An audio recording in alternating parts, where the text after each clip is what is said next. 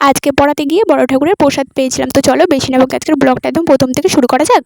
সকালবেলায় গিয়েছিলাম বাবার মন্দিরে। বাবার মন্দির থেকে পুজো করে বাড়িতে আসার পরে বসে পড়েছিলাম সকালবেলা খেতে। আজকে সকালে খেয়েছিলাম পান্তা আর তার সাথে ছিল আলু ভাজা। তো সকালবেলা খাওয়া দাওয়া হয়ে গেলে বসে বসে তো দেখছিলাম ফোন।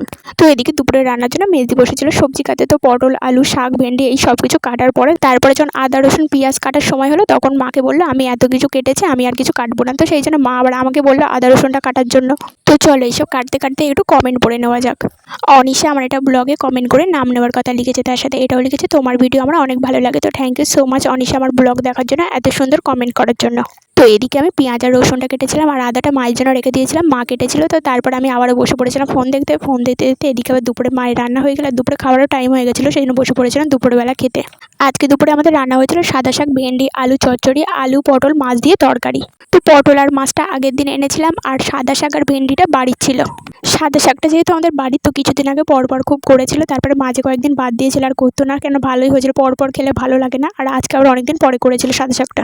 আর ভেন্ডিটা তো 2-3 দিন বাদে বাদে অল্প অল্প করে হয়, যেহেতু আবার অনেক দিনের গাছ, তো আস্তে আস্তে কেমন নষ্ট হয়ে যাচ্ছে।